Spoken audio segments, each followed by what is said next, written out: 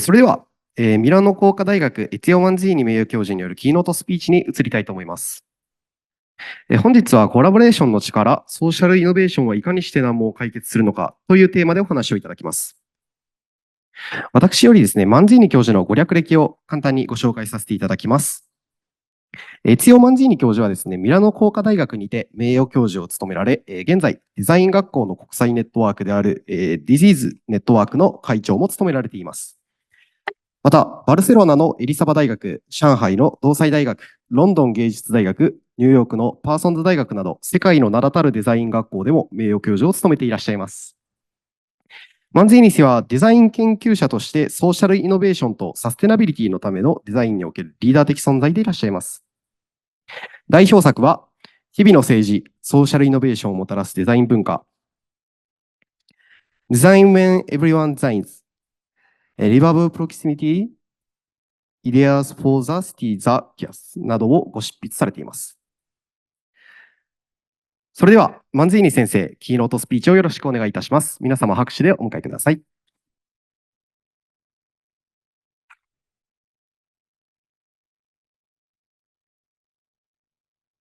Thank you. Thank you so much.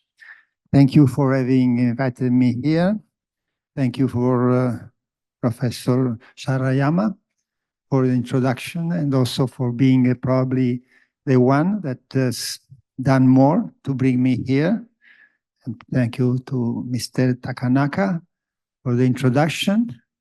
And of course, for everybody of you here and maybe in distance, I don't know where you are, but I imagine that you are somewhere.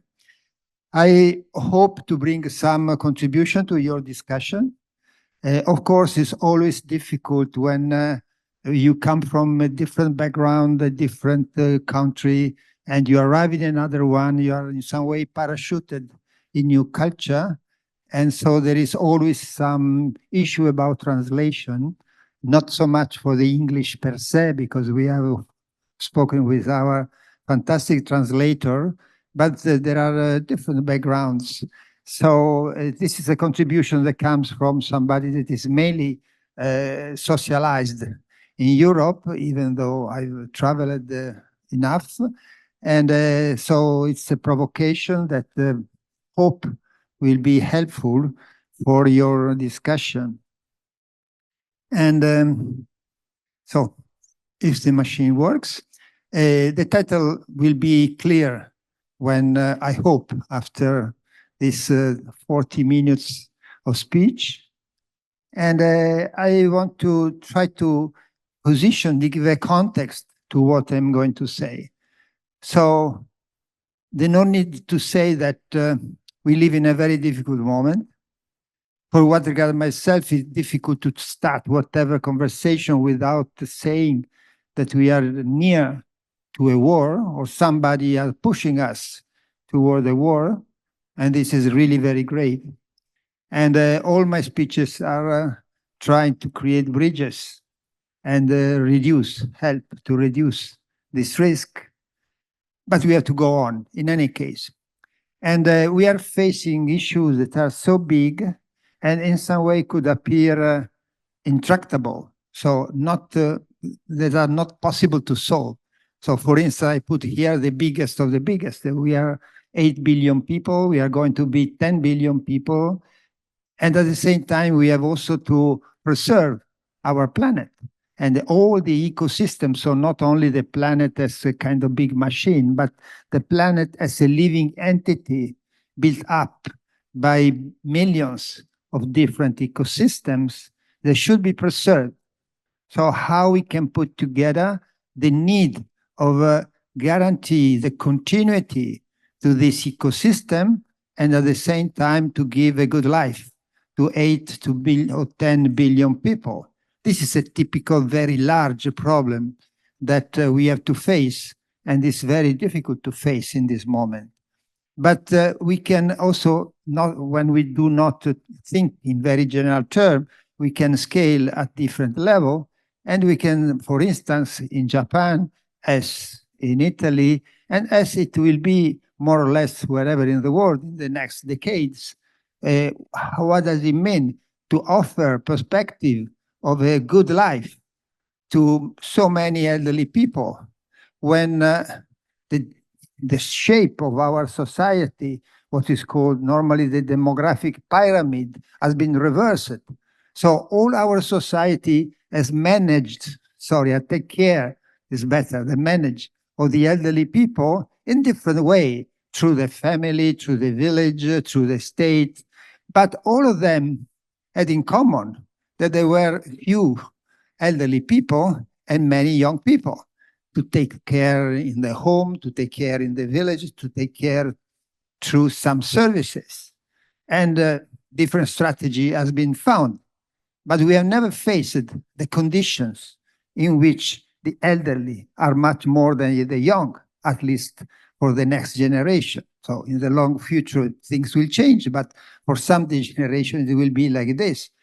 So when we face issue like this one, and I will use this one because I know that in Japan it's very important, as it is very important in Italy, for instance, we face problems that are called intractable problems.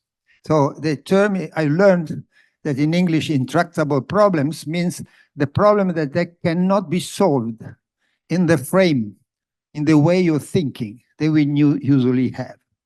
And therefore, in the moment in which you had to move from the intractable problem, so the problem that cannot be solved in the way that is normal, so using the normal concepts, we had to move to something else that is reframing the system. So imagining the system not in the way in which we have imagined until now, but in some way we had to reformulate the question. Just to make a little bit less abstract what I'm saying, I go back again, I will use this issue about the aging population as a reference. I also said we have a problem with the old. I will also say the elderly are more than the young. And in this way, there is no solution. But we have to say, but who are the elderly? Is it true that the elderly has been seen only as a problem? If we see the elderly as a problem, there is no solution. But I am very old, for instance, and I am old and lucky to be still healthy. So I should not be considered a problem. Maybe I can also give some contribution. So the first step, the reframing of the system, is to say, hey, one moment, do not shape the system in this way. Let's imagine that the elderly are very diverse and all of them at a different degree can bring a contribution. So the system has not to be thought how to solve the problem of the elderly, but has to be thought as we can use the social resources that are the elderly to solve the problem of the elderly and maybe also some societal problem. So the change in this case is to move from considering people only as a problem. So each one of us, the society is done by many people, each one of them asking for something, having some needs. That is true that we are asking for something and we have needs, but at the same time we have resources and we have to be capable to use these resources.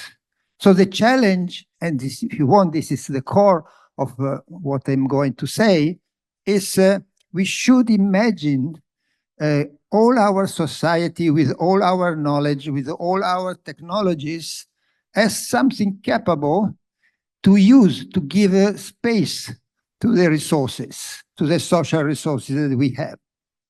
And this is why at a certain point, and this will be the core of my presentation, that as a title, The Power of Collaboration, because the main change in the frame that I'm proposing, and I'm proposing on the basis of some experiences, is that if we consider society as a big group of individuals, each one in some way alone and in competition with the others, we are facing an intractable problem. But if we think that the people can also collaborate and do things together, they become resources. they become a rich system of resources that can hopefully find solution. And for me, when I make this proposal, it's not coming only a dream that I had one night, but it's also a dream for what regards myself. But it's mainly something that comes from an observation of the reality, and the observation of the reality of this reality, of the fact that there are, maybe in a minoritarian way, but there are some people that are behaving already in this more collaborative way. And normally we call it social innovation when this happens. Before entering in what has been my presentation that I presented, I prepared in the last weeks, I will say something about yesterday.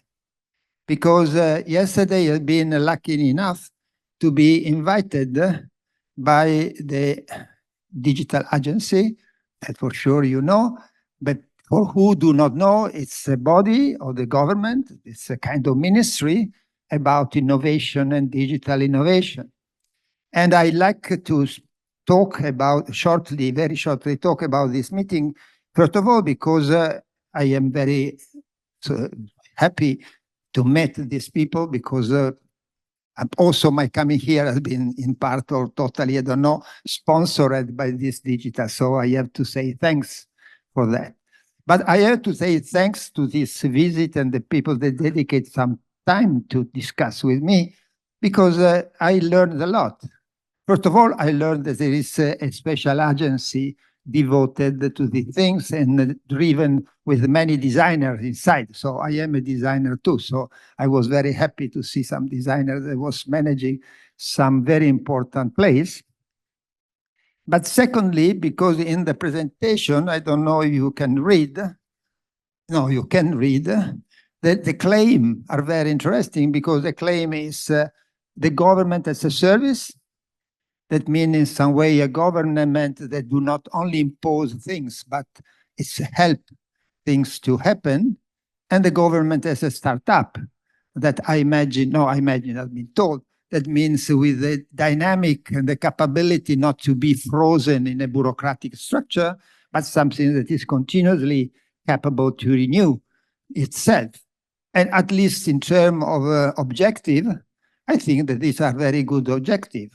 But more than that, I learned one thing that is very important and very near to my presentation, that they say our goal is to move from what they call digitalization toward what they call digital transformation. And this is very pertinent to my discussion about the reframing, because the digitalization, what they mean for digitalization, is a very normal way of doing. So you have an organization, and a ministry, for instance, or a public service that works in a certain way. So assume that this structure is given, you introduce some technology to make this structure work more smoothly, more efficiently. So the technology help, but do not change the system. Simply try to improve the functioning of the system. So the goal of who digitalize is to make what exists a little bit smoother, lighter, better, faster, more efficient. Where the digital transformation, very correctly, by my point of view, assume that the power of this kind of technological innovation is such that can offer new way of organizing things. So you are not reproposing the same kind of ministry or the same kind of service in a little bit more effective thanks to the technology, but you try to understand what are the intrinsic deep potentiality of this technology to reorganize the system. So in some way, to look to the system in a different way, and in my wording, this is the system reframing. So rethink how the system could be organizing. So in this case, it's an example what they will do, no doubt that they will succeed in doing something interesting, could be mainly driven by the potentiality of the technology. I move from another side, that is how the system can be reframed, moving from the potentiality of the same people to collaborate. And to anticipate what will be at the end, so if I run out of time, I already tell you the story and how it's going to finish, is that even though until now, the technological innovation had its own story. So change driven by some new technology that permit to do this reframing of the system because of the technology. And especially at the beginning, the social innovation was very low tech. It was people reorganizing themselves in a certain way. So we could talk about social innovation without really considering technology. They used some technology, but it was so normal that we assume as a given. Nowadays, the more and more, and for the good, hopefully, and for the bad, there could be, these two innovations that have been in some way separated tend to converge. And the technological innovation and the social innovation tend to become a hybrid socio-technical innovation in which the social change goes together with the technological, and it's a little bit an issue about the chicken and the egg. So you can move from the technology, you can move from the society, but at the end it's one system that is integrated. So this is what I learned yesterday, and has been for me very interesting. And now let me start. As I said, I moved from social innovation. Now I don't want, even though has been kindly said that you will learn something of social innovation if you know, but I don't want to talk about social innovation in general, as I did in a private meeting that we had yesterday with a student, but to pick up one specific point. In any case, I have to tell you something about social innovation in general so you understand where my idea comes from. So social innovation, as I said, is a change in the system driven by people. It's not new. So I will say we have always had some case of social innovation in any possible age, in any possible region. But for some reason, all of us, including the Japanese, for what I know, started to observe social innovation more or less 20 years ago. For some reason, now, let's go why. But in any case, 30 years ago, after having spoken for 1 century only of innovation without adjective, and it was assumed that when people were talking about innovation was technological innovation, so changes generated by something new technology, we feel the necessity to add the adjective social because we observed that there was some very interesting change that were happening, not driven by some new technology, but driven by the fact that simply the people decided to do something differently. And therefore, these changes could be said changes driven by social decisions, and these are what has been called social innovation. To give simply the flavor of what it is, we started to see a constellation of new ideas emerging practically in every life, in every part of the daily life. So for instance, people that decide to live nearby and to share some services and some space, the so-called co-housing, or people that decide to help each other because it's possible to create some groups for mutual help in many different, facing many different diseases. So changing the idea of medical services, introducing the idea that medical services could also be something that is in some way delivered in between peers. Or we can have had people that started to rethink that the future will not only be the industrial agriculture with all the implication, but we could rediscover the relationships in between the citizen and the farmers they produce some kind of organic seasonal products, and have a farmer market, community supported agriculture, a certain number of initiatives that has been around creating some new communities around the food, or people that broke the idea that the only way to be manufacturer was to be very, very company, as you know very well in Japan, but that we could have a future also for small scale, from the Fab Lab, very digital, to reconsidering the importance of craftsmanship and the cooperation in between different craftsmen. So breaking the idea that there was only one possible future way of producing things. Okay, I could continue because we can find an example practically everywhere in the world, not maybe in the same way, but practically everywhere, and practically in every area of daily life. This has been called transformative social innovation. The term transformative is important because each one of them, even if they are so small, they are a systemic change.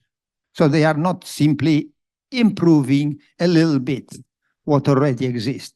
They change the way you look into things at the local scale. So they tell us the story that the big system, it's an issue that we can discuss how we will change the big system. But the big system in any case are not homogeneous. They can have inside many contradictions. And so even though the big system is not yet changed, inside the big system, you can find some radical change at the local scale. So this is one very important, fundamental, at least for me, fundamental learning, fundamental for who has in mind to promote a strategy toward an ecological society. So it is possible to cultivate inside the present system something that is organized in a different way. So this for sure has been one element. So I already said that they happen inside the society and they are based on a systemic change. And I already anticipated before, they are so diverse, but they have something fundamental for the sake of my conversation in common, that is collaboration. This is the crucial point, so I had to spend 2 minutes on this. Human beings are social animals. Therefore, every culture everywhere is based largely on collaboration. So somebody can say, and so what? What is new? Why are we talking here about collaboration if collaboration is so obvious in the nature of human being? We are talking about this because the modern society, whatever it is, maybe more Western issue than the Eastern one, but some idea of the modernity spread everywhere. So when modernity arrived, one of the feature of modernity is called the individualization. So to transform the traditional social forms in a kind of fluid society where everybody is considered himself or herself as an individual. So the modern societies and the modern cities in particular are kind of technologies, macro technologies, to break the traditional social form, to break what has been the village, to break what has been the neighborhoods, to break what has been the clan, to break also, we see what has been the traditional families. Everywhere we have more and more people living alone. And when they are not alone, the more and more, the average of a family in Italy is 2.1. So they are family, but not the family as a kind of real cellular molecular of the society. So two individuals living together. So as has been written by Richard Sennett, maybe you know, it's a very important, so it has been, he's died now, sociologist in a book that is called Together. the modern society are de-skilling the people capability to do things together. So this has been the main trend. And for what I see in different level, it is happening everywhere. We still have some remaining of the old collaboration of the old community that could be more or less. So for instance, if you are in certain city in Italy, you have a very few of the remaining. If you are living in a village, maybe you have a little bit more. If you are in, I don't know, in Netherlands, you have individualization. If you are in Bangkok, maybe you can find a more traditional community.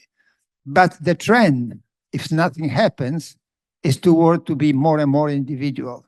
So to have it's called a fluid society.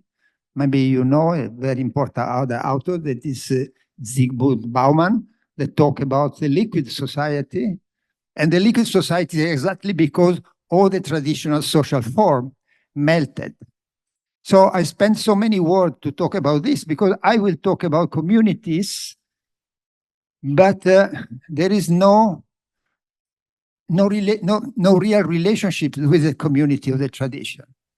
You can be homesick or you can hate them, the one of the tradition. In any case, they will not come back. What could come back is or generated new communities based on collaboration, or new form of collaboration, and both the collaboration and the community are done by choice. So they are individual people that choose to do something together. Sometimes you still have some traditional community that are not by choice. And sometimes we can, and this is one of very challenging design and policy challenge, is how to in some way hybridize, make a hybrid in between the traditional community that still exists and the new community, giving to the old community the possibility to survive and to flourish in the new system. But all my discussion and what I'm going to say in the next 10 minutes is related to new communities, to something that starts from zero. So zero means zero relationships, and you have to build relationships. So I already said that they are so important because they break this idea of individualization. And they are important because they reintroduce the importance of care. Now, this is another lecture for another moment, but I think I state, and it's up to you to see if it is true, that we can imagine the more diverse sustainable societies, but no sustainable society can be imagined without reintroducing the notion of care. Care in between people and care between the people and the planet. So the basis of any possible environmental and social sustainability is to regenerate relationships of care. And you say, okay, but care is very normal. Human beings can care. The mother care for the kids. This is obvious. This is the basis of our life. Yes, but the progress that we have promoted for at least 1 century, if you want to go to the core, it was don't care. We offer you solutions that are careless. It will be done with less time, less attention. You don't care.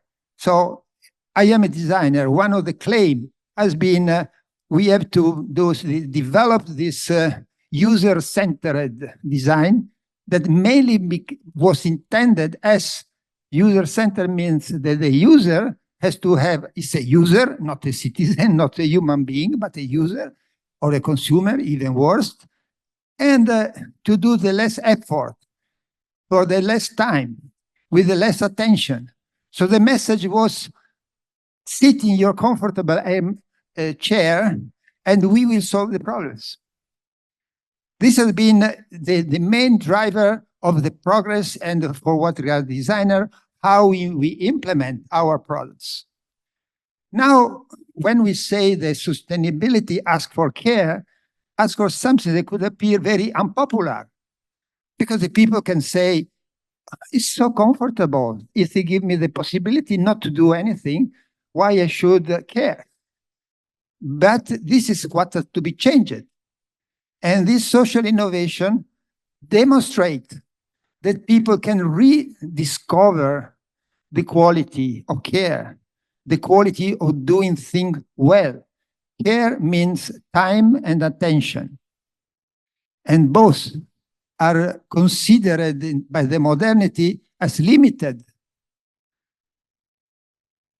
We have to say that we should imagine a society in which we have the time and the attention that is needed to do what is needed for care. I can anticipate, and I hope to arrive to the end, but in the practice, we need also effectiveness. We need also some time to be efficient. So one of the design policy issue is how to compromise in between, on one hand, a kind of safe or healthy way to make things, and this could be efficient, and at the same time, how to have the time and the intention, the attention to take care. And the mixture of the two is what should be the kind of propositions that we will do. And the care finally asks for proximity, because again, I can quote a very important person, because Maria Puig della Bella Casa, that is a feminist sociologist, that says, to make the story short, you cannot have care without being close. So you can telephone, you can have a digital assistance, etc. But if you have somebody in the bed, sick, and it has to go to the toilet, you have to be there. And it takes the time that is needed. You cannot make it in 2 seconds. It takes the time that is needed to help this person. And everything related to care is based on a temporality that cannot be compressed. So this is the challenge that we have. At the same time, we have to do things effectively, but we also take the time. And our culture, our economy normally do not recognize the time for care. It recognizes very well the time to be effective, but not the time for care. So these people in some way create small island of space and time in which it becomes possible to have care. And being care, having proximity. One of the conferences that I could do is about the city of proximity, that sometimes is called the city of the 15-minute city. And by the way, this is also the title of my last book, also translated in Japanese. It's exactly this. Not exactly. It's one way of discussing that, how we can imagine to change our city to offer proximity, both functional and relational proximity. That is the basis in which it's possible to have a city that cares. Because if we are, as we are, more and more a careless society, it's also because we are more and more a society of distance, in which our bodies are not in contact one with the other ones.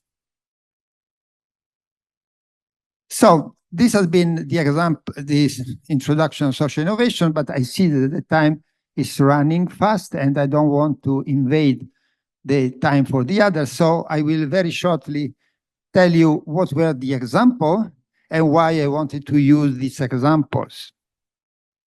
My way of working that I like to propose to you is called reflective practice. That means, as you see, I like, and I think that it's important to also to discuss in a kind of philosophical quasi way. But I am a designer, and my way of making this philosophical thought is based on what I've done. So afterward, I can arrive to something that could be near to some philosopher or somebody else, But I think that the designer, who in between you is designer, are the ones that work on the reality, change the state of things, and afterward, if we take the time to reflect on what we have done, we can extract some knowledge that is very difficult to get in other ways. So I think that there could be a design knowledge that is useful not only for the designer, but also for the others. So the first example was related to elderly people, and it's now I try to do my best.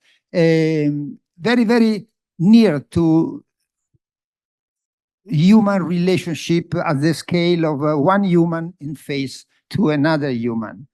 And the example is the following.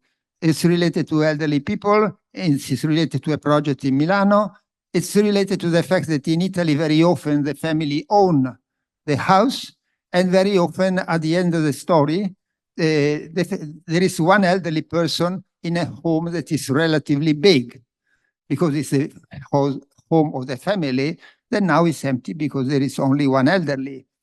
And this is a problem because they love this home, but at the same time, it's too big for them. At the same time, it's a city that attracts many students, and the students, by definition, do not have much money, but they have energy and do not have a home. So you understand where we are going. Something that is the system reframing, in this case, is instead of trying to solve the problem of the elderly on one side and solve the problem of the young people, students on the other side, if you put them together, you can obviously create a synergy. Somebody is old and has a home, the other one is young and do not have the home. If they go together, it's an advantage for both. So this system reframing is what is possible. But it's simple to be said, but it's not simple to be done, because there are not so many young people that are so easily thinking that they could live with an elderly person, and also vice versa. So what I want to say that it do not happen. So it can happen that an elderly person simply rent a room to a young person, but I'm not talking about renting with all the relationships that are in between the owner of the home, the tenant, and the young person, but to creating a relationships. So to create the relationships is necessary to overcome some prejudice, some preconception, and therefore is needed a work. So my story is, we can solve this issue, both of the elderly and the young, this kind of elderly and this kind of young, if we are capable to help them to collaborate. But collaboration is not so simple because it's not so easy to put together an elderly person and a young person. So the story will be the story of a project. It's called Prendi a casa uno studente, take a student at home, promoted by an NGO.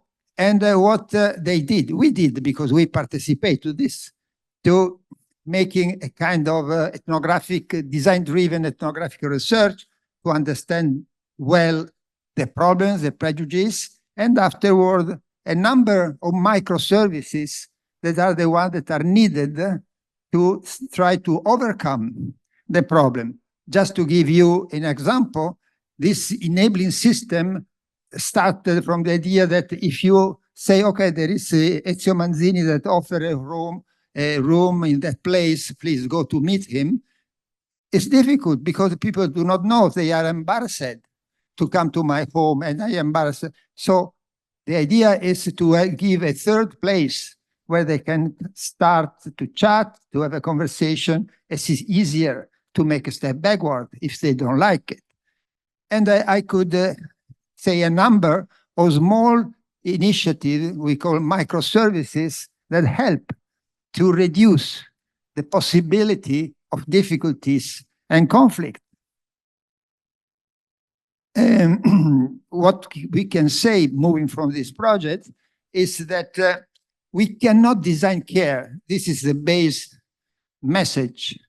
Care is a human relationship, so it cannot be directly designed. But what can be done is to create an environment in which is more is possible and more probable that relationship of care could happen. I mean, a elderly person and a young person can fight also inside this project if they really have something to fight. But it's less probable because the system tried to reduce all the cases in which they can have some conflict.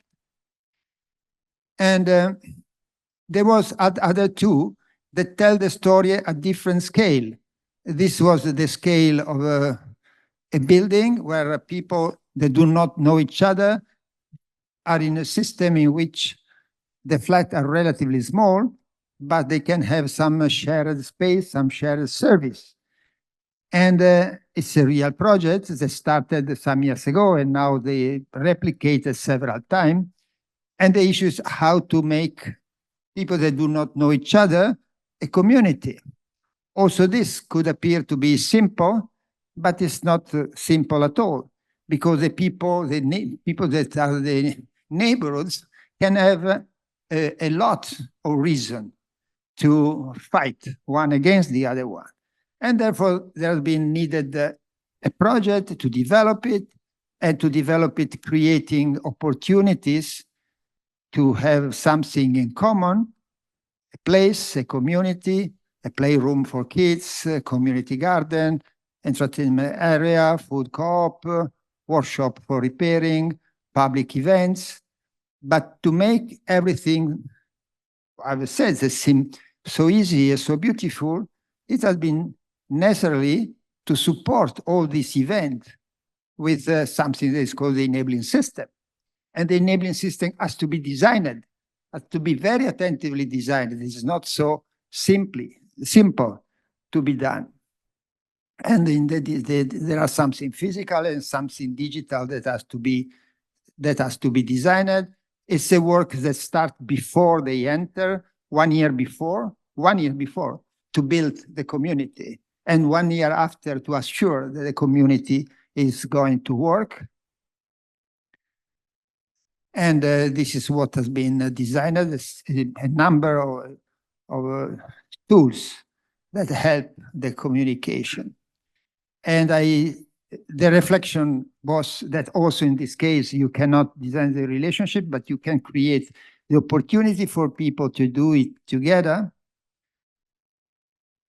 And the third one was at the scale of the city, and I totally shifted because the intention was to show that it is possible to create collaboration at every scale, from the very small molecular one person to the other one, to the very general one. And so I show that the very personal interaction between two people, between a group of people, between a part of the cities. So this is a story about collaboration, and the final consideration are the complexity. We are all facing very complex issue at every scale, have to be faced, accepting the complexity, but knowing that it's possible to do something starting from the local. So the local is the basis of every possible change. Afterward, we discovered that the local is not enough, and you have to have some other system of collaboration. So the collaboration, as in the example, has done from the collaboration between two people in the third part, two people in an institution, two people in the city. So it could be horizontal and vertical, formal and informal collaboration. So we have to be capable to articulate the notion of collaboration and to create collaboration in between also very diverse entities. And just to conclude from when I started, all the digital story, the reframing that come from the digital, in my view, this is personal opinion, should be oriented toward giving back to people, or giving, let's say, drop back, giving people the capability and the possibility to collaborate and to use the capacity and the energy and the creativity that they have.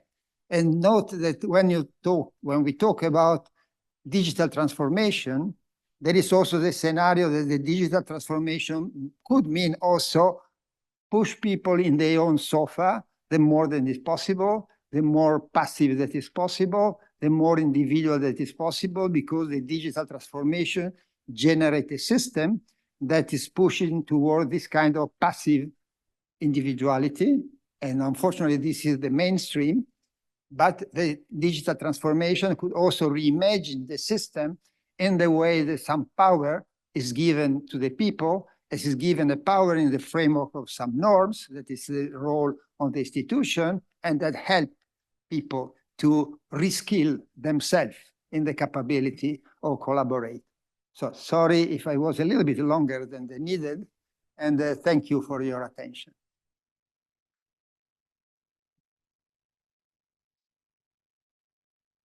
マズニ先生、大変貴重なご講演をありがとうございました。皆様、今一度大きな拍手をお願いいたします。